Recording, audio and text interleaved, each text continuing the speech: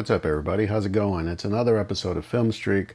It's been a minute. I know these episodes are getting a little bit sporadic, but I promise you, I've still been watching movies, and I have a few that I want to talk about with some interesting filmmakers that were responsible for them.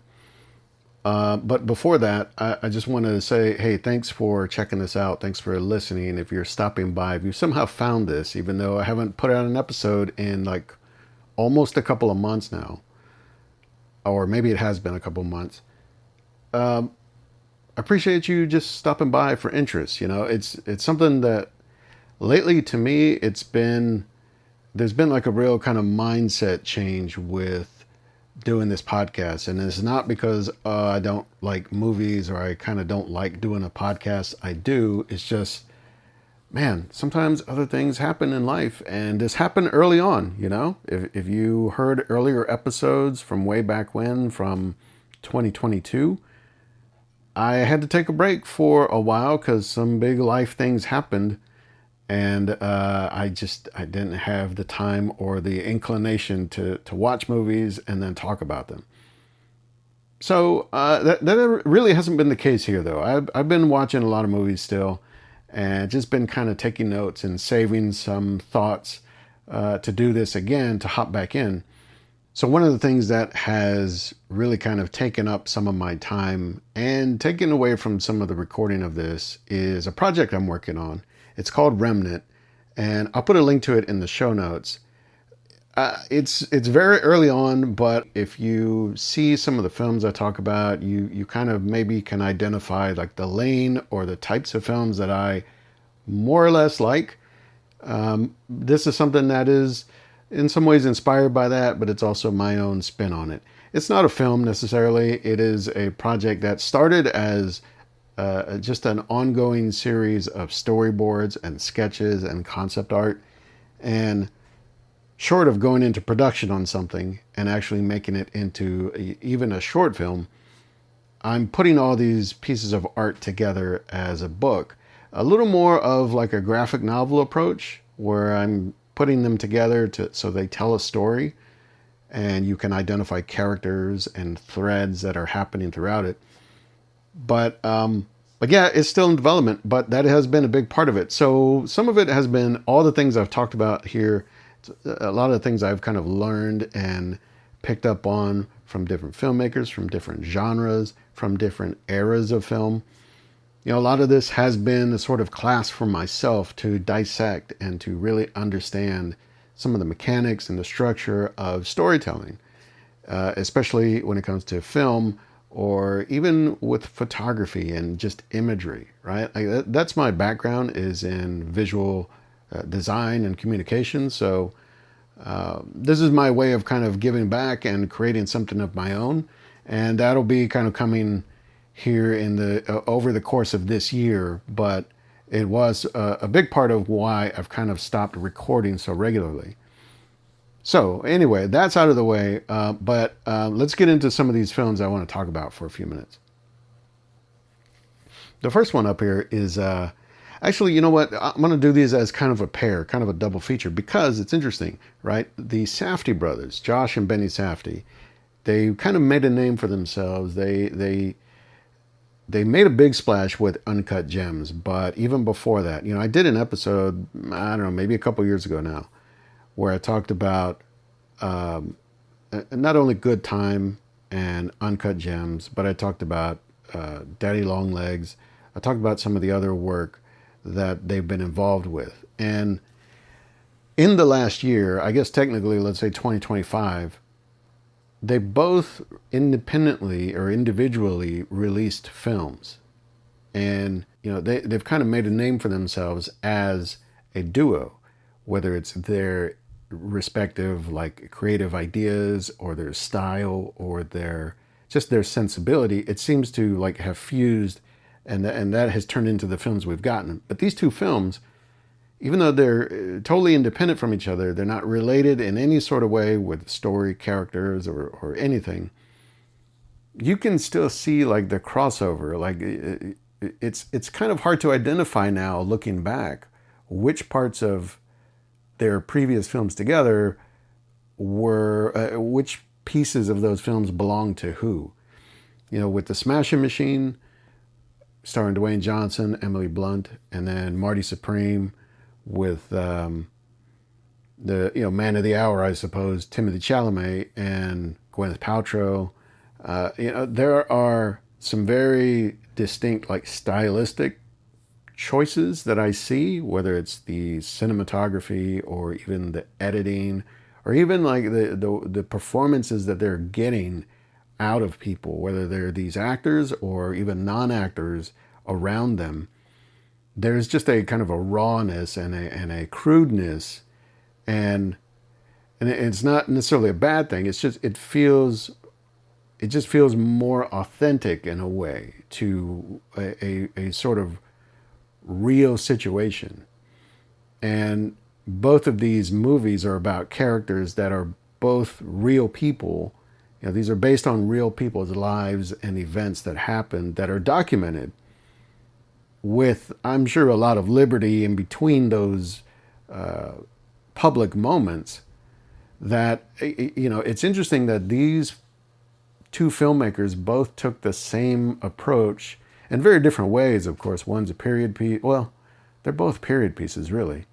One happens much earlier in the 1900s, let's say, and one happens much later in the 1900s, right? I think it's like, what is it? Is it the 60s, and then in the into the 90s and 2000s, I think.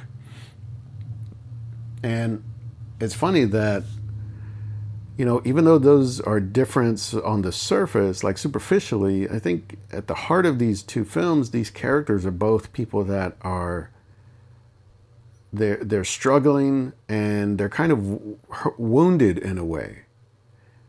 They're ambitious, but there's a part of them that is kind of oddly wired, And with Marty Supreme, I mean, it is kind of a showcase for like a one-man just wrecking machine. This guy, this young man, has the ambition to be the best at something that I think most of the world wouldn't consider all that big of a deal, ping pong. But the dream that he has, the goals that he has, and not only that he kind of maybe foolhardily pursues them, but the enthusiasm and the energy and the ability to kind of bring people along for the ride in some way or another, sometimes to their detriment. Like, that speaks a lot about the persona that, I don't know. And it's the same with the Smashing Machine. It's a different take on it, but it's very similar. It's someone who is really kind of a tender heart, but he's just a literal smashing machine. He's just a monster of a man, but he's kind of like a teddy bear in some way, in that he is sort of, I don't know if naive is the word. He just feels very green for being an adult, very childlike, but also very earnest and very compassionate. And yet, you can see like there's another side to this person that is damaged, that is kind of struggling and uncertain. And so both of these characters, both having these traits, and kind of watching them move through life, move through these challenges and adversity. That's an interesting way to explore, I guess, filmmaking on their own for these two brothers. It's fascinating to me, because you feel like of all the types of stories or films they could have made independent of each other, they both kind of landed in the same territory again, because that's not something that's unfamiliar with Good Time or Uncut Gems or even Daddy Longlegs. Those are all about men, specifically adult men, who are trying to just stay above water, or trying to skirt around the rules, or trying to get over on something, or trying to just survive, right? And you see both of that. You see echoes of all of those films in these two films. And, I don't know if that means like this is just going to be their lane from now on. You know, like Christopher Nolan does these like big epic mind-bending films, and it seems like he really doesn't stray too far from that. He's never made a comedy. He's never made a western, you know. And so I feel like these guys, the Safdies, either together or independent of each other, they may kind of live in this territory and really explore it. And the thing is, I feel like you kind of put yourself in a corner, but in a way, if you know that's what you're good at, you know that's what you're interested in, then chase it. Go for it. And so, of the two films, I think Marty Supreme is maybe a little more engaging because it feels like your main character there is someone you kind of just can't help but watch. And you don't always necessarily root for him. You don't even necessarily understand him sometimes, like the decisions he makes. But you can see there's like a youthful kind of enterprising nature to him that you want him to like at least get further down the road. With the Smashing Machine, I think that film, it has a lot of the same qualities. The characters have a lot of the same qualities, but you can tell there's like a real underlying kind of sadness to it. And there's a scene, I saw a clip early on before I actually saw the film. I saw a scene where they're at it looks like a carnival or like a fair. And part of the thing in the scene is she wants to get on this ride that he doesn't want to get on. And you would think it would be the opposite just to look at the pair of them. He's a big guy. He's towering over everybody. And he's known to have this streak of, violence is the word, even though he doesn't carry that like outside of the, let's say the octagon or the ring, but violence is a part of his life. And in this moment, he's like, it's the furthest thing from his mind. I don't want to, like he says in the scene, it's like, I have a sensitive tummy. And it just sounds, just the juxtaposition of that coming out of this man's mouth over this situation. He's not being asked to go kill somebody or beat somebody up. He's like, just get on this carnival ride. But he can't bring himself to do it. And that right there says a lot. But underneath it, for whatever reason, I'm sure it's very deliberate, but there's a song playing in the background, like overhead or whatever. I forget, it's like a John Cicada song or something from like the late 90s or early 2000s. And it's a song that I feel like speaks so much more to the mood of these two people and this situation. And it really changes the feel of it all. It feels sort of heartbreaking in a way. And I know that has to be deliberate because you could put any song in that scene under these characters talking and it could totally change the feel of it. But that song, for whatever reason, it just really, it kind of identifies like, this is where these people live. This is the sort of, the street of broken dreams that they're on at this time. And where's it going to take them? Who knows, right? Very interesting qualities to these films. And I think these are, it just speaks to the sort of level of craft and thoughtfulness that these two brothers, together and separately, put into their work. So, watching those two, I didn't watch them back to back, but I feel like if you did watch them back to back, that could be a pretty cool little double feature. And, of course, if you've never seen any of the Safdie brothers' work, definitely go back, check out Uncut Gems, good time. Daddy Longlegs, I watched it. It was a little bit of a struggle, mostly because I just felt like as a father and as someone who has raised little children and knows the sort of responsibility that comes with that, it's really tough to see someone just like be totally like negligent and kind of misuse or not respect that responsibility. And that's what the character in the film does. And I think that's the point of the film. but it's still kind of hard to watch, you know. The other film, I didn't mention it before, but there's another film that they did called Heaven Knows What. And that one, you know, is also very similar. It's a little bit of a different point of view because it's based on a young woman and her perspective, kind of living in New York on the streets and dealing with, you know, substance abuse and all this stuff. And it's honestly, it's pretty bleak.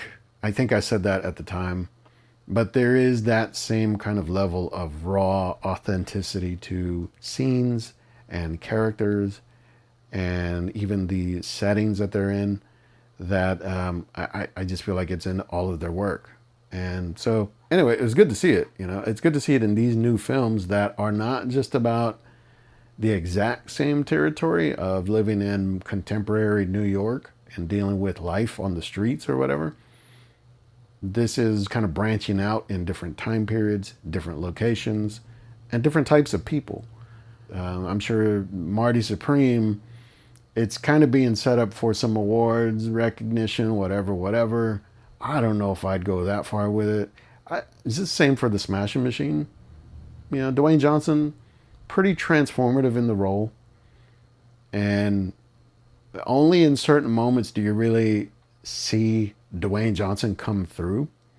For the most part, it is the character he's playing. Marty Supreme, I think, is it's a little more of a showcase, you know, and Timothée Chalamet being the sort of personality he is, I think that the threat there is that you kind of can't help but see him in it. They've done enough to kind of like dress him up so, you know, you're not looking at the movie star, but it's kind of hard to split the difference there of where does one and the other, where do they end and begin? I think you might have more fun, more of an entertaining time with Marty Supreme. A couple of others here, sort of also a double feature, but not really. Although maybe, yeah, maybe so. The Rip and Not Without Hope. And these are both directed by filmmaker Joe Carnahan, who, you know, I don't know if I've said it in the past, but I had a really cool time getting to meet him and just talk with him for a while. This was a few years back now, before I started the podcast. But it was cool to like actually meet him in person and get to see his sort of big and bold and very chill attitude about filmmaking and about collaboration and about ideas. And, you know, it's something that I look back now, it's like, I wish I would have been able to record that. It wasn't really like a formal conversation. It was just like, we met him at the festival, at Austin Film Festival in, I don't know, it might've been like 2018 or something like that. But it was really cool to kind of get his like straight perspective, like right from him. And it's a solid dude, right? And I think these two films speak to different aspects of that, of his sensibility as a filmmaker, as a storyteller. You know, The Rip, I feel like it's a pretty straight up action, mystery, suspense, thriller thing. And yet, you know, at the center of it, you've got these two like bona fide movie stars at this point, Ben Affleck and Matt Damon, doing their thing and even kind of, you know, amping it up some. They're really going into somewhat bro mode, right? And, you know, look, I mean, that's sort of the style of film. It's a sort of a throwback to like a 70s or even an 80s cop thriller. And yet, you know, it's got just enough little tricks under its sleeve that it kind of keeps you on your toes, but it doesn't move in a way that you would think, oh, well, a modern action movie has to move. It's a little more deliberate. It's a little more slow paced. It really kind of takes its time and sets some things up. And the filmmaking itself is, of course, on point. But there's just enough with the performances that I think it gives you the latitude to say, oh, well, we're going to try some of those subtle tricks here and see if anybody notices. Now, I can say, watching it the first time, So I watched it twice, but the first time I kind of picked up what was happening pretty early on, but it was never really clear if I was right. You get that sense of like, I heard what that character just said, and I heard what else just got said, and I saw what just happened there. But what does it mean? It's one thing to like pick up all the pieces, the clues, and just solve the puzzle before it's even time. But it's different to see the clues and still not really be sure where we're headed. And I think that this film kind of threaded that needle. It's tough to do because a lot of times you can just kind of give away things without even really planning to. And, it's the last thing you want is the audience to be ahead of you and know what's coming. Now, I knew kind of something was coming, but I wasn't clear on like how exactly it was going to play out. And so the film does walk that line for the most part. And the thing I would say about the film though, and this also goes to Not Without Hope, for the sort of style of it and the ambition of it, it still feels, both of these films, they feel still somehow small. In The Rip, you've got, basically five characters or six characters in the center of the story. And they all the whole film takes place basically in one night in this like drug house. And these cops are tasked with going in to get this money and count it all out and seize it and take it back. And so you're just kind of watching the dynamic between these characters. And it gave me like a real kind of Hateful Eight vibe of nobody trusts each other, or nobody's really sure if they can trust each other. And yet everybody's supposed to kind of work together to kind of get through this thing. You just know somebody's going to flip somewhere down the line. And, with Not Without Hope, which is a much different type of story. It's a story of four men that go out on this fishing boat, like a way too small boat. They go out into the ocean or into the Gulf of Mexico, and they basically get lost at sea in a storm. That's a very different kind of thing, right?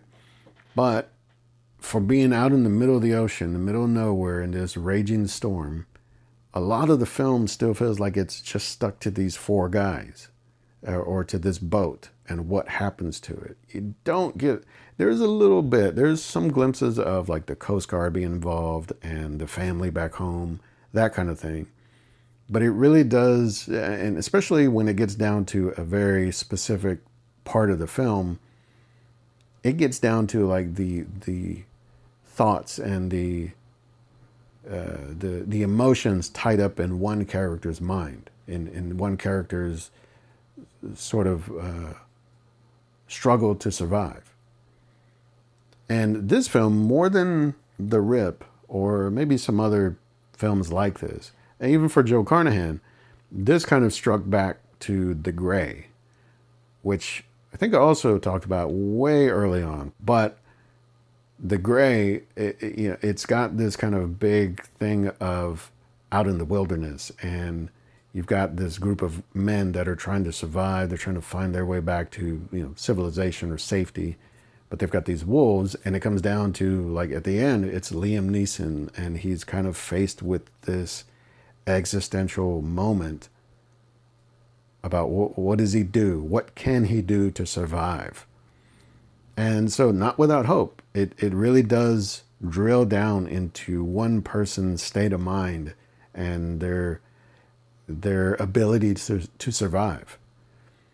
And The Rip, it does drill down in its own way, because you start with this set of characters and you start with this big premise of, this is a cartel house and there are other people coming after them, possibly like involved with like a whole situation. But then it does come down to, by the end of the film, you're down to like four characters. And what are they going to do to get themselves out of this? So just from like a structure standpoint, like I feel like these two films are very similar. Now, they're not both necessarily written by Joe Carnahan. I think The Rip is, Not Without Hope, it's co-written by Joe Carnahan, but also with Nick Schuyler and was this E. Nicholas Mariani. right? So we've got other people involved with this, and I am sure because this is based on a true story, and there are probably other factors in there with understanding the people and the situation and all that. But I feel like the kind of emotional arc that both of these films take is not too different. And the one thing I'll say with The Rip, I did watch it twice. I did enjoy it more. I think from a stylistic point of view, from a craft point of view, but also from the performances. I feel like these characters are a little more relatable. Because I'll be honest, so Not Without Hope, I understand. I've been deep sea fishing. I understand being out in the middle of nowhere in the water on a small boat, not this small, but on a boat that feels like it could be bigger. I understand that sort of like the calm that comes with that, the I don't know, the sense of peace and the oneness with the ocean that you can find. That's a really cool thing to have. But when these characters get into trouble, I just feel like some of the decisions, it's based on a true story. So you can't really second guess too much about what people do or don't do in order to survive. But I just feel like here, it's a downer to kind of see these people go through this and to see and to know like this happened this way. So it's not quite as like fun to watch. It is kind of thrilling. It does have moments where it's very suspenseful and you kind of wonder like, oh, is anybody going to make it out of this?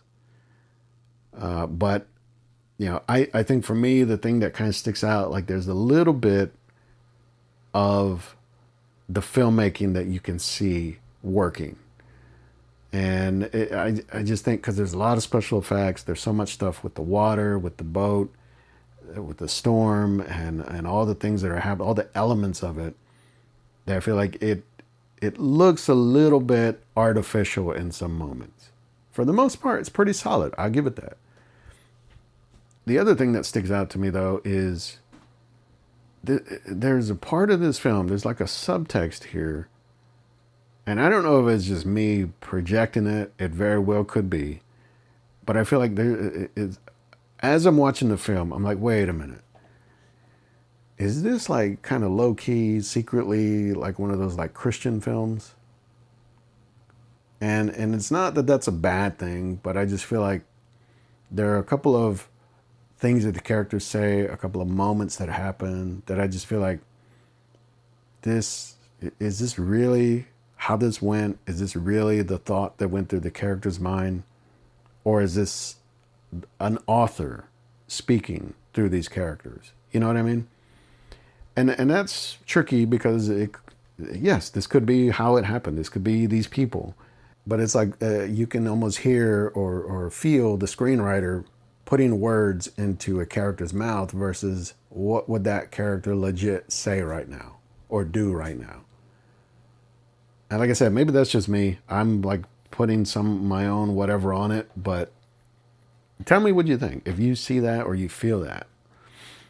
Otherwise, let me see. What was the other film I wanted to talk about here? Oh, actually, okay. This one was a big surprise and a standout, and I'm really curious to see like where things go with this film, because I think for me, this is probably one of the better films I've seen out of 2025.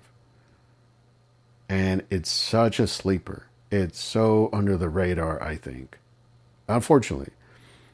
But Train Dreams, written and directed by Cliff Bentley, stars Joel Edgerton. Who else is in this? Felicity Jones, William H. Macy's in this. It's such a simple, quiet, deliberate film. In some ways, it kind of gives me some like Terrence Malick vibes in that it takes its time, it gives us real settings, and it shows us real moments between people and the world around them. It gives us a sense of characters dealing with some adversity, dealing with struggle. But that's kind of just the sort of aura of it. You know, what the film is actually about is it's about a man who is working as a railroad worker in, I don't know, was it like the 20s or something? I can't remember the time period now, but the thing is, the film moves through time. So you're seeing this man as he's kind of working out, like in the woods, chopping down trees, building a railroad, and trying to just, you know, make a living for himself. But then he also has a wife, he has a child, and then things start to go sideways. And it's not as dramatic as I think. If you made the film about a man today doing that, I feel like there would be a more dramatic, a sense of drama about everything. And this, I think it speaks to maybe the time period more accurately, or just the way people kind of saw life in a different era. It's like, this life is tough and things happen and I can't control them. All I can do is push my way forward. And so there's a part of this film that is very simple, and it's just about people doing work. You know, there's a big part of this film that it reminded me of, you know, that opening scene of There Will Be Blood, you know, where you see Daniel Plainview and he's just doing stuff. He's not talking. There's no other characters in the film. In the opening part, remember where he's was he looking for gold, I think? Or he's looking for silver. He's like digging, and that's where he falls, breaks his leg, all that stuff. There's no dialogue in that. It's just cinema. And Train Dreams is very much like that throughout. And the other thing about it is the cinematography in this film is just unbelievable. It feels like every frame of this film, like every camera angle, every setup, it is basically designed to be a still photo, but it just happens to move.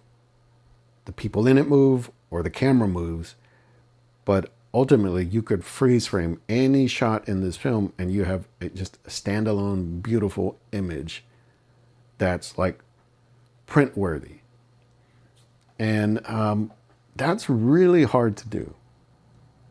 It's hard to do just in a single still frame, but much less, you know, a 2-hour movie. And there's so much of this film that just works on that level. You could like watch it with the sound off and it would be just as engrossing, just as, I don't know, as amazing to look at.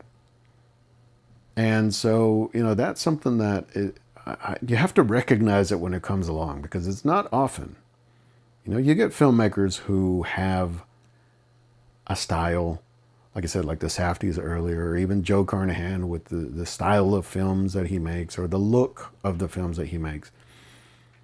But Train Dreams, it's one of those, it almost kind of reminded me also of, what is it? The assassination of Jesse James, right? Where it's kind of a singular piece of work.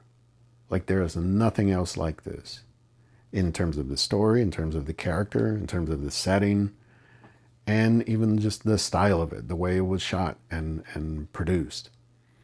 And so for me, Train Dreams is a real standout. Cliff Bentley, I don't think I've ever seen any of his other work. I'm definitely interested to know what he's going to do next, and I'm going to look for other stuff he might have done before. But Train Dreams is really, it's an amazing film. And I wish I still had Netflix because I could watch it again. I don't have it right now. I may not have it for a while. I don't know. There are bigger things happening with Netflix that got to see how those things shake out, right? But anyway, Train Dreams is definitely one to check out. All of these are really worth checking out, I think, for different reasons. But if you're looking for something that's really kind of a standout, there's really nothing else like it, especially right now or in the last couple of years. Train Dreams. That's it. All right, guys, that's it for me for now. It's been another episode. It's been kind of fun. It's been interesting trying to remember some of these things because it's been a while since I've seen them. But Look, you can find other episodes, older episodes from the last, I don't know, a few years now on filmstreak.com. I do keep a list of all of these films on IMDb, so you can add them to your list and you can rate them, or if you use IMDb that way. I don't use Letterboxd. I probably should. Tell me if I should. But otherwise, that's it for now. I'm going to go watch some more stuff and do some more things, and we'll check you out later. You know what to do. Go watch something new.